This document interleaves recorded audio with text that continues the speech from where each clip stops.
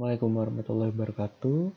Perkenalkan, saya Emraf Aliasya dengan NIM 12011748084. Kali ini saya akan mempresentasikan tugas akhir yang telah saya buat, yaitu desain perancangan sistem analisis dan mitigasi risiko untuk Sustainable Supply Chain Management menggunakan metode House of Risk atau HOR pada industri penyamakan kulit.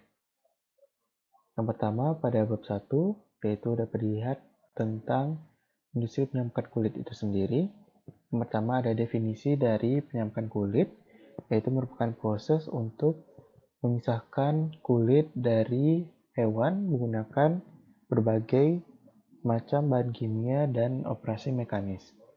Dan aktivitas yang dilakukan pada penyamakan kulit yaitu memproses kulit mentah menjadi kulit yang memiliki nilai tambah yang dijadikan atau dapat dijadikan sebagai pakaian atau bahan kerajinan kulit lainnya. Dalam hal ini dapat dilihat peran dari industri penyamakan kulit di Indonesia, lalu juga dapat dilihat perkembangan dari industri penyamakan kulit di Indonesia dan produk kulit di Indonesia, lalu juga dapat dilihat potensi dari industri penyamakan kulit atau produk kulit di Indonesia.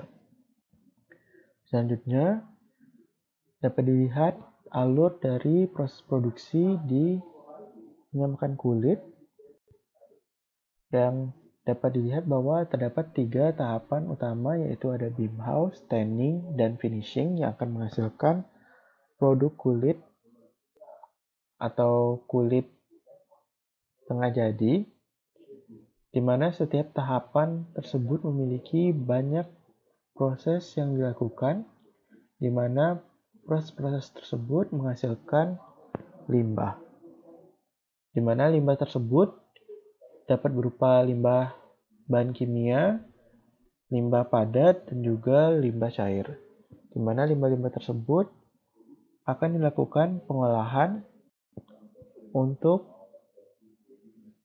memproses bahan-bahan berbahaya dari limbah tersebut. Dalam hal ini, berdasarkan banyaknya proses-proses yang dilakukan pada proses produksi di industri penyamakan kulit, tentu saja dapat terjadi kegagalan pada proses-proses tersebut. Hal ini dapat menimbulkan kerugian bagi perusahaan, di mana peluang kerugian yang dapat dialami oleh perusahaan ini dapat disebut juga sebagai risiko. Menurut Hanafi tahun 2009, terdapat 2 jenis risiko, yaitu risiko murni dan risiko spekulasi, di mana risiko tersebut dapat terjadi pada proses produksi di industri penyamakan kulit. Dalam hal ini, dilihat risiko apa saja yang terjadi pada organisasi atau perusahaan penyamakan kulit yang diteliti menggunakan environmental scanning. Dapat dilihat hasil dari environmental scanning dari lingkungan perusahaan penyamakan kulit dalam bagian eksternal dan internal. Pada bagian eksternal dapat dilihat terdapat 4 bagian, yaitu sosial, politik, ekonomi, dan teknologi, di mana pada bidang sosial berkaitan dengan lingkungan yang ada di sekitar daerah pabrik. Dalam hal ini ditemukan beberapa risiko terkait dengan polusi yang terjadi di sekitar atau di daerah Garut yang merupakan tempat industri atau perusahaan penyamakan kulit yang diteliti. Lalu berikutnya pada bidang politik, yaitu ditemukannya risiko pada peraturan perundang-undangan yang mengatur tentang standar industri kulit maupun standar limbah pada industri kulit. Dan juga adanya risiko berdasarkan peraturan dari pemerintah Garut sendiri, yaitu perusahaan harus memiliki IPAL atau instalasi pengolahan air limbah untuk dapat beroperasi, dan juga adanya resiko berupa penahanan atau penutupan perusahaan apabila perusahaan tidak memiliki instalasi pengolahan air limbah. Kemudian pada bidang ekonomi, yaitu terkait dengan bidang ekonomi perusahaan, yaitu dapatnya resiko di mana adanya ancaman perusahaan dapat dikenai denda apabila melanggar hukum yang telah disebutkan sebelumnya. Dan juga terdapatnya resiko di mana biaya untuk perizinan dan pemeliharaan dari alat yang digunakan untuk mengolah limbah itu mahal. Lalu pada bidang teknologi yaitu adanya standar yang harus dipatuhi perusahaan baik dari standar nasional maupun internasional seperti ISO 14001 dan standar nasional Indonesia. Lalu pada sisi internal perusahaan sendiri itu resiko yang didapatkan itu masih belum adanya sistem di perusahaan yang dapat mengidentifikasi, memonitor, dan melakukan perencanaan mitigasi dari risiko yang muncul di perusahaan. Sehingga dalam hal ini dapat dilihat risiko-risiko tersebut menjadi root causes atau akar permasalahan di mana dihasilkan efek berupa risiko dan mitigasi dari risiko pada rantai pasok produksi penyamkan kulit harus atau perlu untuk dianalisis dan dimonitor. Berikut merupakan formulasi dari permasalahan. Yang pertama yaitu ada apa saja risiko yang ada di dalam rantai pasok produksi penyamkan kulit, lalu bagaimana perencanaan mitigasi, dan juga bagaimana rancangan dari sistem monitoring untuk memonitor risiko pada rantai pasok produksi penyamkan kulit. Lalu ada tujuan penelitian, yang pertama yaitu untuk mengidentifikasi risiko, yang kedua itu untuk merancang sistem mitigasi dari risiko, dan juga yang ketiga untuk merancang sistem monitoring untuk memonitor risiko yang ada pada rantai pasok produksi penyamkan kulit. Lalu masuk pada bab 2 yaitu tinjauan pustaka. Dalam hal ini digunakan beberapa tinjauan pustaka yaitu yang pertama supply chain management, lalu berikutnya ada green supply chain management, lalu ada SCORE atau supply chain operation reference, lalu supply chain risk management, selanjutnya ada house of risk atau HOR, dan yang terakhir yaitu sistem monitoring, di mana dalam hal ini dipilih metode atau framework House of Risk dikarenakan metode HOR dapat atau merupakan metode yang berfokus pada tindakan mitigasi, dan juga metode HOR dapat menentukan probabilitas dari peluang terjadinya agen risiko yang dapat menyebabkan lebih dari satu kejadian risiko. Berikut masuk kepada bab 3 yaitu metodologi penelitian, di mana dapat dilihat model konseptual penelitian ini sebagai berikut. Lalu berikutnya sistematika pemecahan masalah pada penelitian ini dapat dilihat sebagai berikut, di mana terdapat 5 tahapan yaitu tahapan background, lalu tahapan pengumpulan data, lalu tahapan pemrosesan data, lalu dilanjutkan dengan tahapan analisis, dan yang terakhir yaitu tahapan kesimpulan dan saran. Berikutnya masuk pada bab 4, yaitu pengumpulan dan pemrosesan data, di mana dilakukan 7 langkah berikut untuk melakukan penelitian ini. Yang pertama yaitu melakukan pemetaan dari proses bisnis perusahaan menggunakan metode SCORE. Yang pertama dapat dilihat terdapat profil dari perusahaan. Lalu yang kedua pada bagian pengumpulan data dilakukan identifikasi atau untuk melihat proses bisnis produksi perusahaan penyamakan kulit sebagai berikut. Lalu, dilakukan pemetaan proses bisnis atau aktivitas pada proses bisnis perusahaan menggunakan metode SCORE atau pada bagian Make, di mana proses bisnis akan dikelompokkan berdasarkan metode SCORE Make dalam 5 level yang dapat dilihat sebagai berikut. Lalu tahapan kedua yaitu identifikasi dari resiko dan sumber resiko, di mana dalam hal ini diidentifikasi risk event atau kejadian resiko dan risk agent atau sumber resiko dari setiap aktivitas pada rantai pasok produksi penyamakan kulit, hingga proses terakhir yaitu waste disposal atau pengolahan limbah. Dalam hal ini didapatkan kejadian resiko yang berhasil diidentifikasi yaitu sebanyak 25 kejadian resiko. Lalu untuk risk agent atau sumber resiko berhasil diidentifikasi sebanyak 39 agen resiko. Lalu berikutnya dilakukan tahap 3 yaitu penilaian dari severity atau dampak dari kejadian resiko. Dalam hal ini dilakukan penilaian dari skala 1 hingga 10 yang dapat dilihat pada tabel berikut, di mana dilakukan penilaian dampak kejadian resiko hingga didapatkan seluruh nilai severity dari seluruh kejadian resiko, yaitu hingga kejadian resiko 25. Selanjutnya dilakukan penilaian dari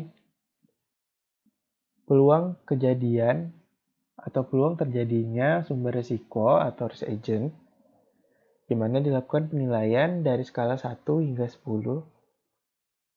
Dalam hal ini penilaian dari occurrence dapat dilihat pada tabel berikut, di mana dilakukan penilaian untuk seluruh risk agent atau sumber resiko, yaitu sebanyak 39 risk agent.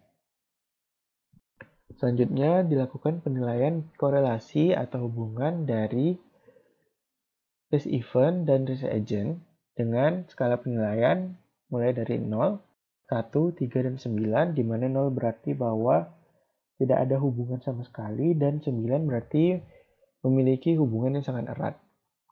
Dapat dilihat pada tabel berikut. Lalu dilakukan langkah ke-6 yaitu perhitungan dari agregat risiko potensial yang dapat digunakan dengan menggunakan rumus berikut. Lalu berikutnya dapat dilihat hasil perhitungan dari seluruh ARP dari seluruh risk agent, dari risk agent 1 hingga risk agent 39. Lalu berikutnya dilakukan langkah ke-7 yaitu mendesain atau merancang sistem monitoring, di mana dapat dilihat pada perancangan sistem monitoring yang dilakukan dalam penelitian ini dibuat use case diagram yang menunjukkan adanya 3 aktor yang dapat mengakses sistem monitoring yang dirancang pada penelitian ini. Dalam hal ini dapat dilihat apa saja hal yang dapat dilakukan oleh aktor-aktor tersebut pada sistem monitoring yang dirancang pada penelitian ini. Kemudian dapat dilihat data flow diagram dari sistem monitoring atau rancangan sistem monitoring yang dibuat pada penelitian ini. Dapat dilihat aliran data dari sistem monitoring. Lalu berikutnya dapat dilihat entity relationship diagram dari rancangan sistem monitoring, yaitu sebagai berikut. Selanjutnya masuk kepada bab 5 yaitu analisis. Dilakukan langkah ke-8 yaitu evaluasi resiko yang ada pada rantai pasok produksi penyamakan kulit untuk menentukan tindakan mitigasi yang tepat. Di mana langkah pertama yaitu dilakukan perankingan dari nilai ARP dari risk agent menggunakan diagram Pareto atau Pareto chart, di mana dalam hal ini didapatkan risk agent yang terpilih berdasarkan nilai ARP kumulatif yaitu sebesar 80% dari keseluruhan nilai ARP pada seluruh risk agent yang ada pada proses produksi penyamakan kulit di perusahaan. Selanjutnya, dilakukan pemilihan tindakan mitigasi berdasarkan risk agent yang terpilih sebelumnya. Lalu berikutnya dilakukan penilaian korelasi atau penilaian hubungan dari tindakan mitigasi dan agen risiko. Dalam hal ini dapat dilihat juga hasil perhitungan dari nilai total effectiveness dari tindakan mitigasi sebagai berikut, dan juga dapat dilihat penilaian dari tingkat kesulitan untuk melakukan tindakan mitigasi sebagai berikut. Lalu berikutnya dapat dilihat perhitungan atau hasil perhitungan dari total effectiveness to difficulty ratio dari seluruh tindakan mitigasi, yaitu sebagai berikut. Dan dapat dilihat juga ranking dari setiap tindakan mitigasi, yaitu sebagai berikut. Lalu pada langkah ke-9 yaitu dilakukan analisis dari perancangan sistem monitoring, di mana dapat dilihat tampilan login dari rancangan sistem monitoring, lalu tampilan input data risk event, lalu tampilan input data risk agent, lalu tampilan input data nilai severity, lalu tampilan input data nilai occurrence, lalu tampilan input data nilai korelasi, lalu tampilan perhitungan HOR1, lalu tampilan ranking dari nilai ARP, lalu tampilan risk agent yang terpilih, lalu tampilan input data tindakan mitigasi, lalu tampilan penilaian tingkat kesulitan penerapan tindakan mitigasi, lalu penilaian korelasi, lalu tampilan perhitungan HOR2, lalu tampilan ranking dari tindakan mitigasi. Selanjutnya, pada menu monitoring terdapat menu resiko yang dapat dilihat sebagai berikut, lalu menu atau tampilan batasan yang dapat dilihat sebagai berikut, di mana berdasarkan hasil atau batasan dan risiko yang diinputkan pada menu monitoring tersebut akan menghasilkan monitoring atau hasil monitoring dari setiap risiko atau agen risiko yang ada atau yang terjadi di rantai pasok produksi penembakan kulit. Selanjutnya, masuk pada bab 6 yaitu kesimpulan. Yang pertama yaitu berdasarkan hasil dari identifikasi risiko didapatkan bahwa terdapat 25 kejadian risiko dan 39 risk agent atau penyebab risiko. Dan yang kedua, berdasarkan hasil dari rancangan mitigasi risiko didapatkan 7 tindakan mitigasi yang dapat dilakukan. Dan yang ketiga yaitu berdasarkan hasil perancangan sistem monitoring yang dilakukan, didapatkan bahwa sistem monitoring berbasis web yang dapat melakukan perbandingan dari setiap agen risiko yang terjadi, yang dapat menampilkan setiap agen risiko yang terjadi dan membandingkan risiko dengan toleransi yang dapat diterima oleh perusahaan penyembuhan kulit. Selanjutnya, saran. Adapun saran untuk perusahaan yaitu perusahaan dapat mempertimbangkan tindakan mitigasi yang dihasilkan pada penelitian ini untuk dapat diimplementasikan pada perusahaan. Lalu untuk penelitian selanjutnya disarankan agar dapat melibatkan lebih banyak lagi sumber atau narasumber untuk memberikan penilaian yang lebih optimal, serta jika memungkinkan agar dapat mengembangkan sistem monitoring seiring dengan perkembangan teknologi di masa depan, agar sistem monitoring tersebut dapat diimplementasikan. Berikut merupakan daftar pustaka dari penelitian yang dilakukan. Sekian dari saya. Terima kasih. Wassalamualaikum warahmatullahi wabarakatuh.